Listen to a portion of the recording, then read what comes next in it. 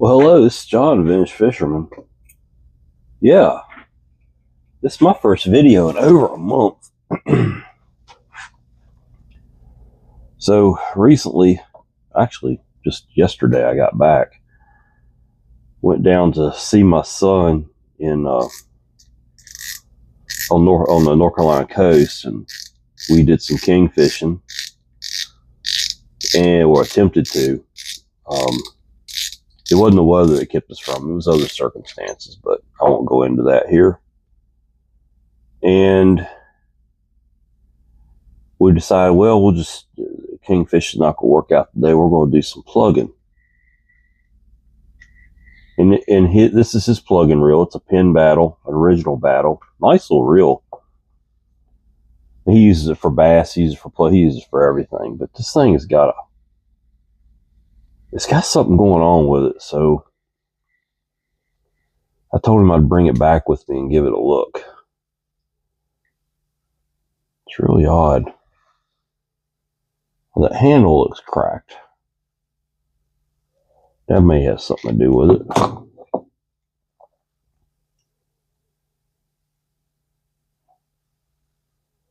it. Is it cracked, or is it just the... Wow. I don't know. Can't really tell. I mean, it shouldn't have a whole lot to do with how it operates, but I gave him this reel. I can't really remember where I got it from, but well, let's go ahead and dive in and see what's wrong. Of course, on most of these Penn spin reels, you got to take this little heel kick off, heel plate, heel protector, whatever. They are replaced. They have these in stock. You got to loosen this one up, and you can rotate this out like that. And then you'll have another screw underneath that. And so we were fishing, and it just kept getting tighter and tighter on him, and he kept using it. It survived. We were fishing in pouring rain. Oh, two or 3 inches while we were out there plugging.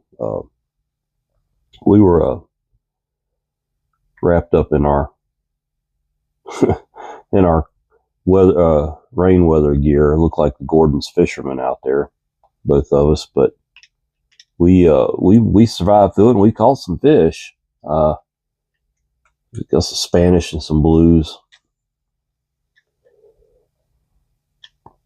My plug-in reel started giving me troubles too. It was a brand new Penn Battle DX, nice reel. The weather was just crazy. You know, the rain was coming straight down on us and stuff. So, I'm gonna have to get mine. Mine's sitting right here. I'll get to it one of these days.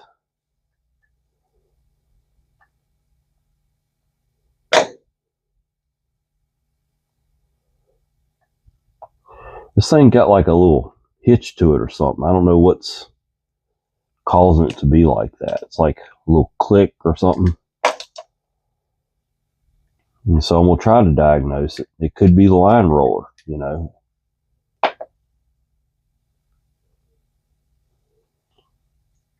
Oh, yep, it broke on him. Yes, it did. You see right there? That very end piece of that broke. So that's where the problem is. I'll have to get one on order for him. I don't know how that happens. I've had several pins do that. I'll show you what I'm talking about when I get this out.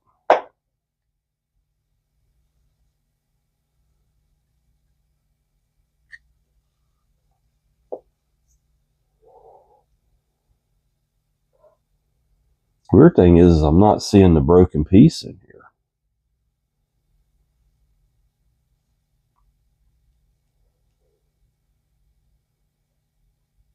Interesting.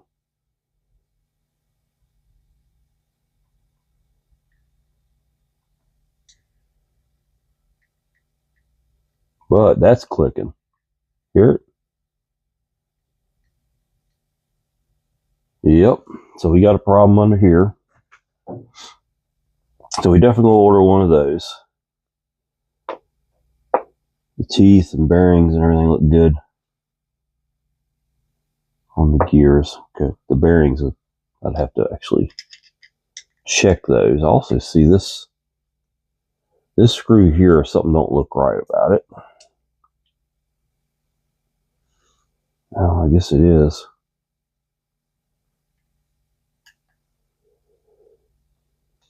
Interesting. It wasn't in there all the way. That would not cause a mechanical problem.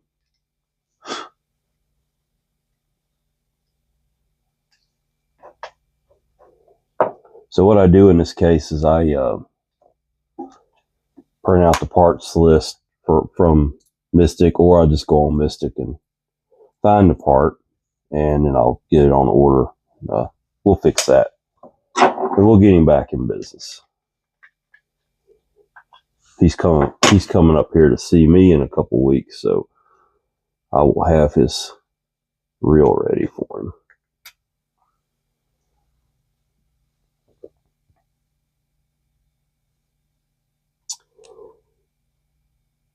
Well, that screw, no.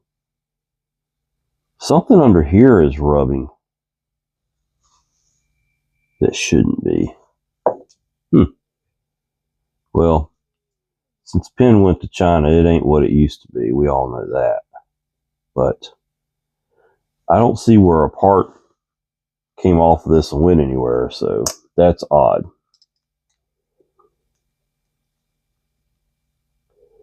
But I'll probably go ahead and order him a new anti-reverse bearing and bearing for up here, because I think that's where the click is.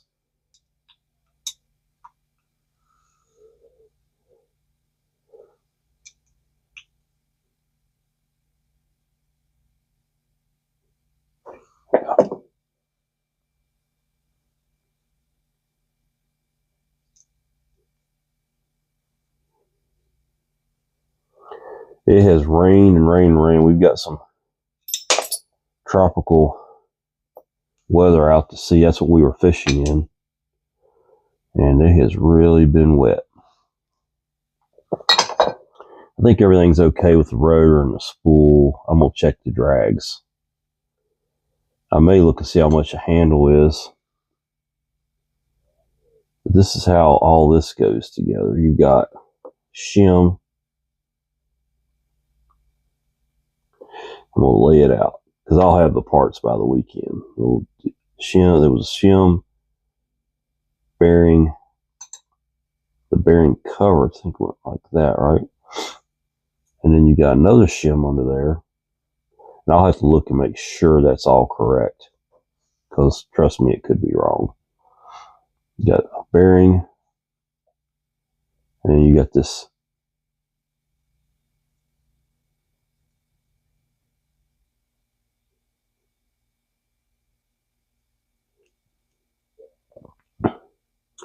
now I prefer a 4,000 size reel for my plug-in for Spanish or whatever,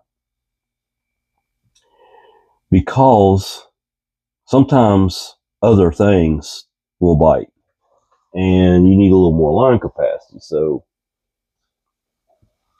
this is my plug-in reel.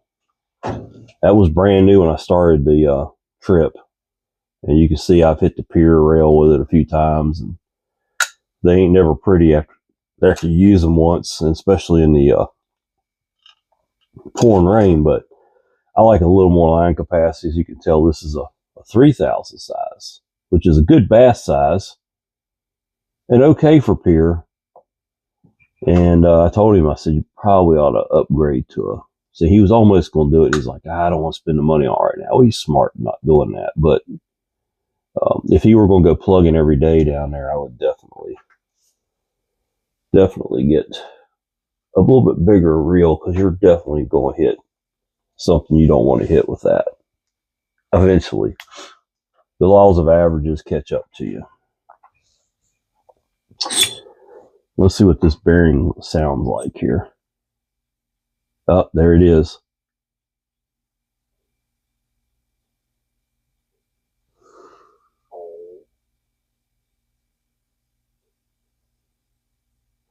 got a click to it. So we'll order a bearing. I might go ahead and get a new anti-reverse bearing for him. That's got shims on it, so don't lose those.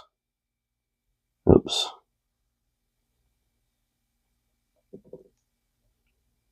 Those shims go against the gear, and then the bearing goes on. Not feeling anything in that one, so we're going to leave that alone.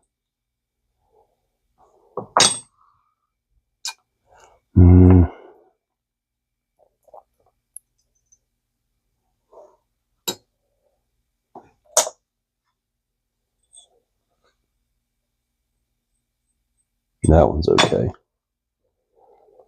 So, because it's really hard to diagnose exactly where the clicking is, yes, I did hear some clicking in the bearing. I don't introduce any dirt into the housing here.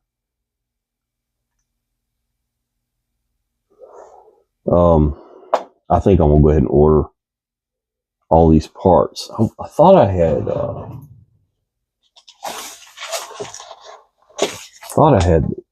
schematic down here for this thing, but I may not. It wasn't that awful long ago that I rebuilt one of these for myself. I've got one myself.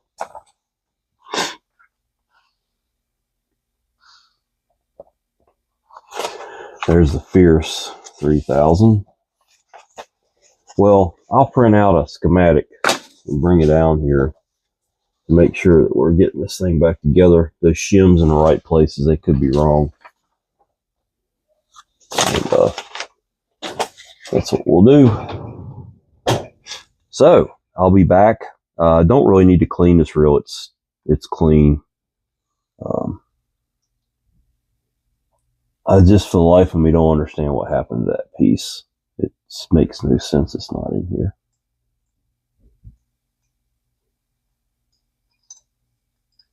I don't feel it down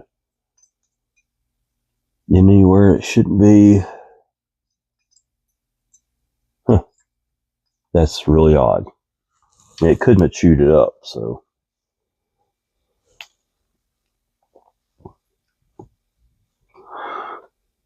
This will definitely fix that problem. The two, between this and those 3 bearings there, and it will even be $30. Their pin parts are pretty cheap. I don't think the handle needs to be. I think that's just like the chrome.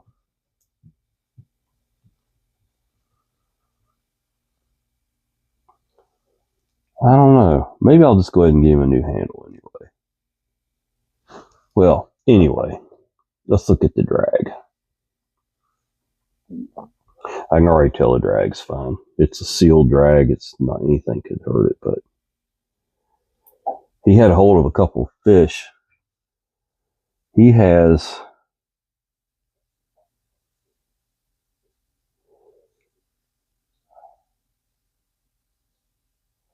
I believe this is only 8-pound line. That's a lot of problem. Because if I spooled this for him, like if a reel takes 6, 8, 10, I always put the middle on because that's what it's really meant to cast for. So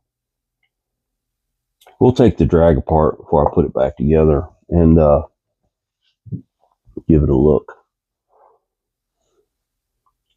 I don't see the broken part stuck inside of that cover. I may talk him out of this 3000 and trade him a 4000 for it because I like this size for bass. But I don't know, he's fishing for bass too, so he may want to stick with this. This might be a little bit too light for let's just say a 3-4 pound Spanish mackerel will flat hammer a reel and harder than any bass. Plus you're dealing with the height of the pier, fishing down, you're putting extra stress on the reel and the rod. But I don't know. 4,000 is going to be overkill for bass, just right for plugging.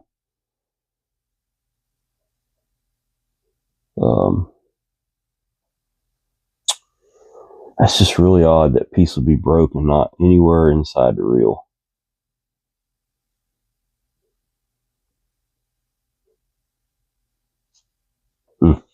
That's just very odd. I don't even know what to say. I know I didn't put it together like that. It wasn't stuck up under here, was it? God, just really odd. The disappearing piece. I don't know what causes it, because I see a lot of pins with that piece broken, and this goes into it. I think sometimes maybe the spool gets hit, and it doesn't take much to snap that right there. It's really thin. I don't know. I can't say for sure.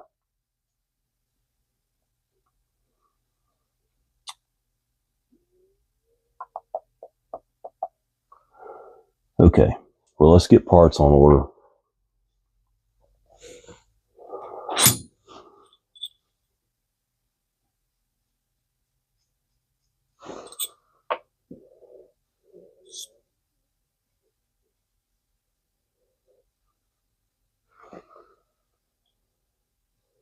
See, that occasionally has a little catch in it.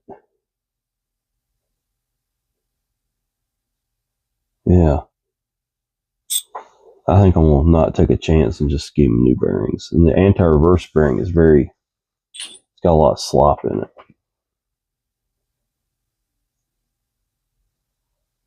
We would call that a sprag bearing, I guess you could call it. A one-way bearing.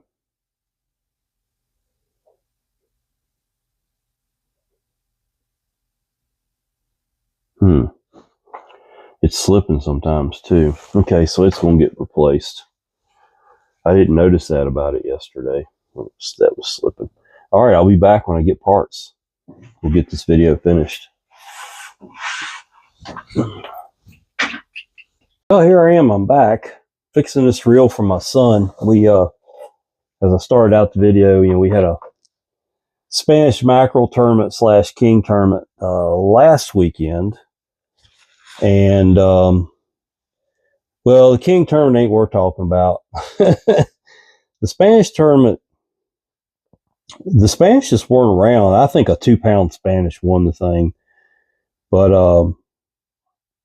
the day after the Spanish tournament was over was still the king tournament. We were there that day for the king tournament, and we didn't fish the king tournament due to some circumstances I won't get into. And we walked down the pier with all my king gear, parked the king gear, and in the pouring rain, we proceeded to catch Spanish mackerel, bluefish. I even hooked an albie in there, false albacore, if you don't know what an albie is. So I put in some fresh line on this thing. I got the parts in for it. I've got good old Mystic reel parts came in for us, came in pretty quick. I got a little bit longer, no, it's like 3 days this time, or maybe 4. I got the new clutch for it. Here is this, you could call it a sprag, I guess. So double bagged that thing. So something in this reel was not letting it turn freely. So I kind of figured it might be that goes in right there. It was this shim might be, and I don't have the dadgum schematic down here with me. I printed it out and left it upstairs. Anyway, we'll make it work. It can't be that hard to put back together. It's just a pin. This piece was broken. I never did find the little chunk of that, so I don't know what happened to it. It didn't get ate by the reel, or it would have locked the reel up. But here's the new one of those. That's one that's got all the parts to it. I don't know how that got broke, or where the piece went. We'll just throw that away. And I got him a new handle, because the old handle has a crack. Now, I'll keep that handle. It might fit a reel I'm going to sell or something, and I'll make it clear if I do sell it that it may have a crack in the handle. I don't think the crack is anything more than superficial. I don't think it's anything other than this chrome is cracked right there. But just to be safe, I got a brand new handle for him. Because it was only like $7. I mean, so why not, right? You know, so, whoops, just drop it. I'll put that over in that box with the handles. And everybody knows where I got my parts. I'll throw that away because I got plenty of those. I don't even have to look up their number. It's in my phone. Oh, let's put it together. Or put it back together.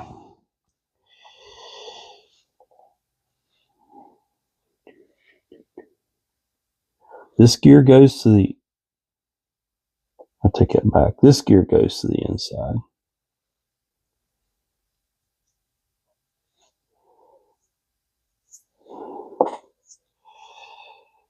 Like this. And then the sprag, they showed where it came apart, it had a shim between the sprag and the outer bearing. So we'll put it back together like that. It doesn't show that on the schematic. That I do know. I looked it up, but we're going John, we're going to assume that that's how I took it apart the first time. This is one of my old reels that I gave to my son. It's a Battle, just a regular Battle. And then the sprag goes down there like that. Let's see if that's right. Nope, I got it backwards. Okay. We'll take it out and try that again. You'll know it's right or wrong because the reel only turns one direction. There is no way to turn the anti-reverse off on this reel. And then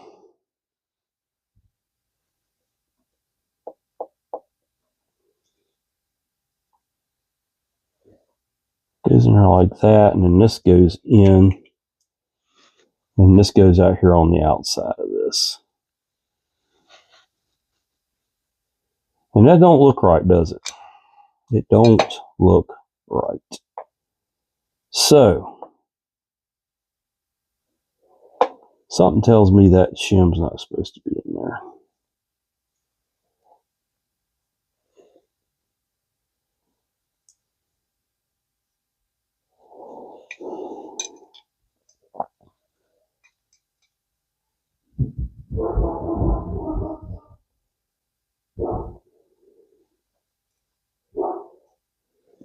There we go.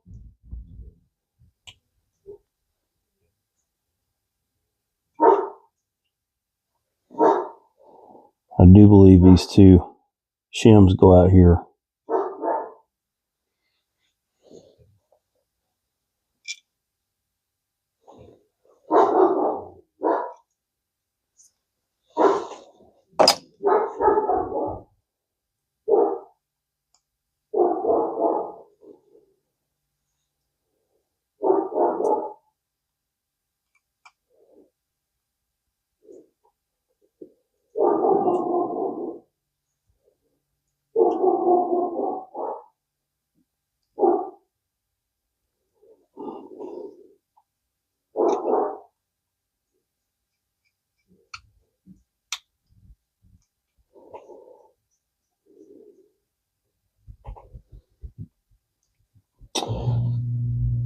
And it ain't right. That should not be.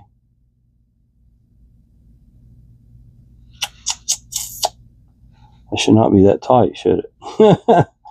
So what have I done? Oh, I know what it is. No, I didn't do it like that.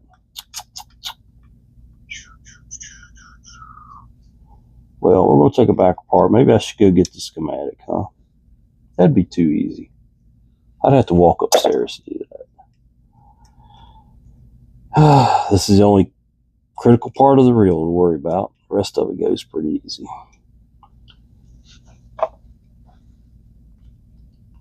So I really don't know what caused this reel to act funny. I think when or for it to break, I'll never understand that mystery or where the piece went.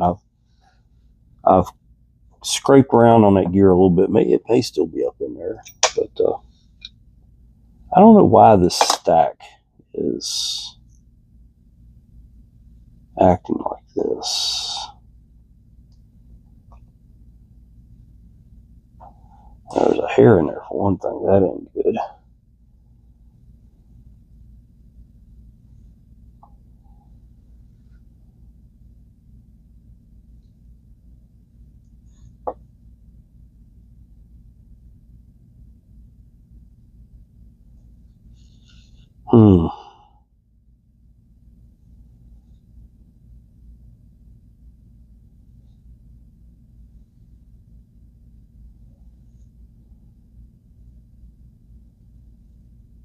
I know the shims don't go down this end.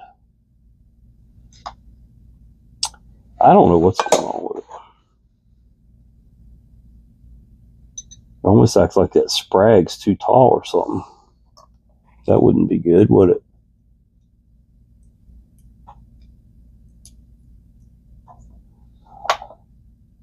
That's the direction the reel turns.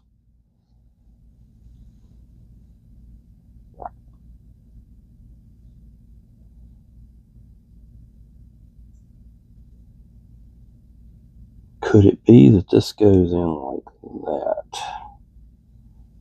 Probably.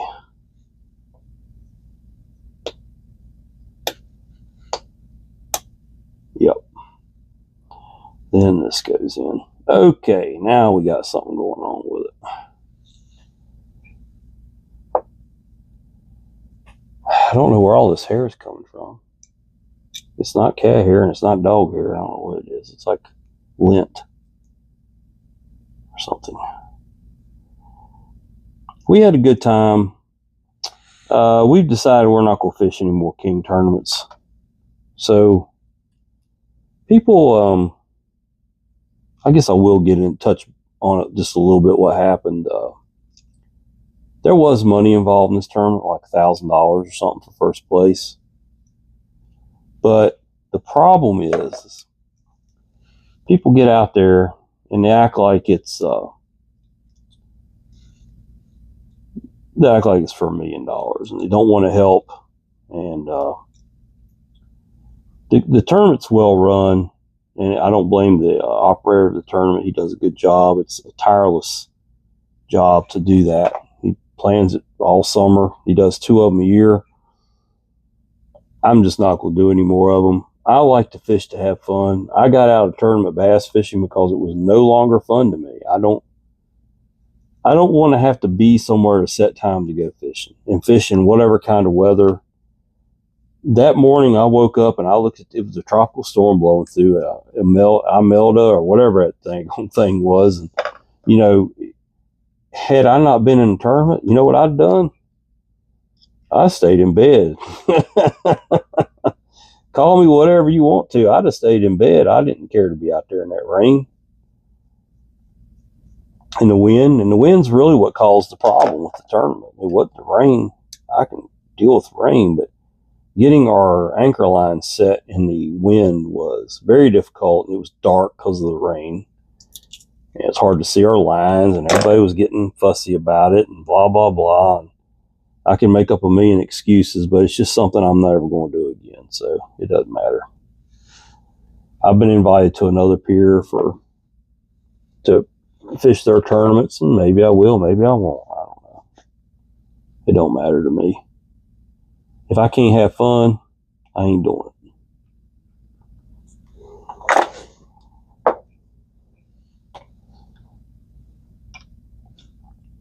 Didn't have to take the rotor apart. We'll just put that back on.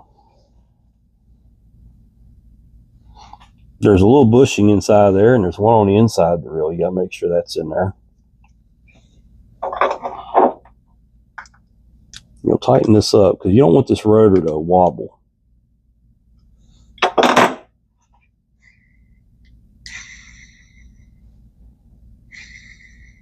The bearings don't sound the best, do they? We'll put some go fast in that bearing right there since I can still get to it. Oh, that smoothed it out.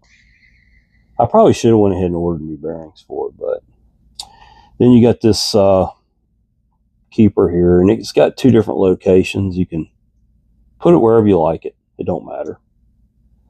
Whatever works the best.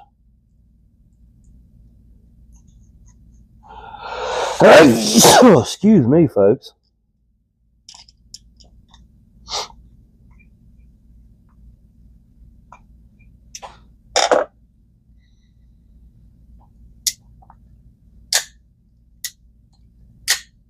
All right. Be a little more. I hope I don't start that 30 sneezes thing. I apologize if I do. I can't help it. All right, this gear goes back in.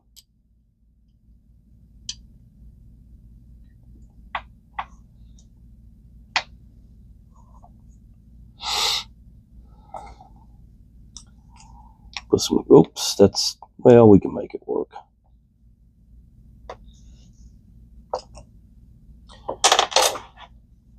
Okay, drop our brand new parts on the floor. All right. Get the dog hair off of it. Oh, that goes like this.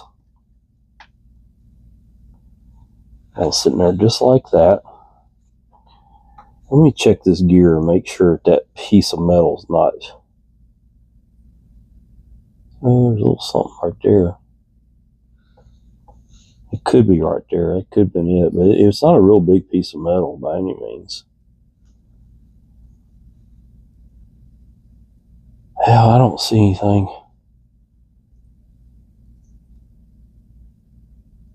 I don't think it's in there. We'll grease this up.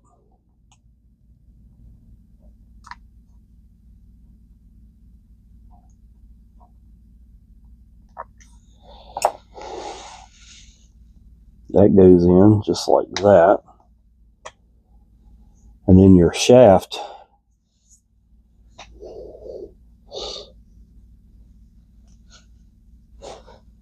it's supposed to have oil. They have a lot of grease on it. I put it in there and then I take a little bit of oil. Actually, the pin oil does better for those shafts. It's a little bit heavier. There's a lot of play in that shaft. It's the way it's made like that. We'll put that in there like that. Then this little lock screw goes in there.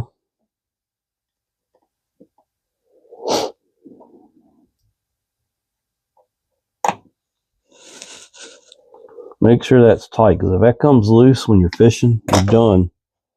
It'll lock a reel up. Then your cover goes on. You've got a couple screws that have little washers on them. Little clear washers. They go, ain't much left of that one. That's to seal the moisture out of the case, but yeah. So this, let's see. This one goes in right here. Don't put that one in yet. This one goes in.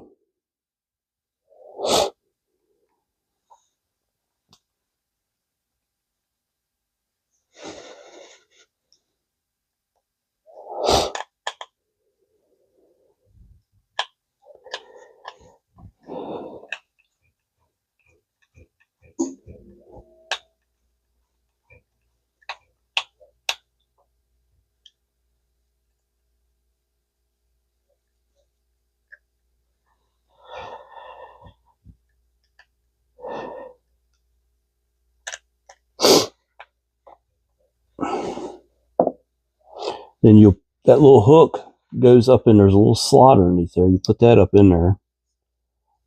And then go ahead and put this little heel plate screw. This heel plate's cracked, but it's okay. I wish I'd seen that. I'd ordered another one. It'd be okay. These reels catch hell on the pier, I'm going to tell you. This is a little bit light for the kind of fishing we were doing. I'd prefer to use, and I do use, a 4,000 size. This is a 3,000. But the advantage to the 3,000 is it casts further. And he was out casting me on, if we were using the same lure. I was using spoons a lot of time. He was using gotchas, and he was definitely putting it on me with the gotcha. When I used the gotcha, he could outcast me with it. But when I put a spoon on, I was hitting probably 75 yards with a spoon. 60-gram spoon. All right, let's get just a little dab of grease right there on the new handle.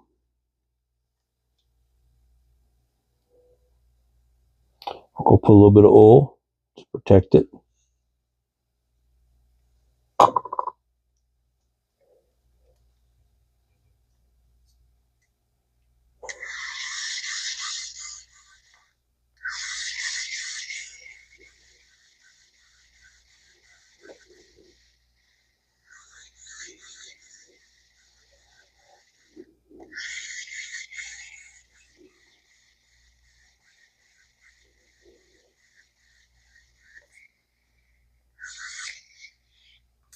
All right, and then, like I said, I've put 10-pound suffix on there. That's about as heavy as you can run on this reel. I'll put him a leader on there. I'll do a 20-pound fluorocarbon leader. Those Spanish, they're teethy little rascals, and we retie after every fish. So there it is. Man, I haven't done a fishing reel in a while. I've been job hunting, and that's taken a lot of my time. I've been working on my cars, trying to get everything fixed on my cars before I go back to work. And good news on that front, but I'm not going to say much about it right now. I don't want to jinx it, you know. But I should be. It's October. Look, there's two. I've gotten 2 of those out of reels now. It's October. I should be back to work by November.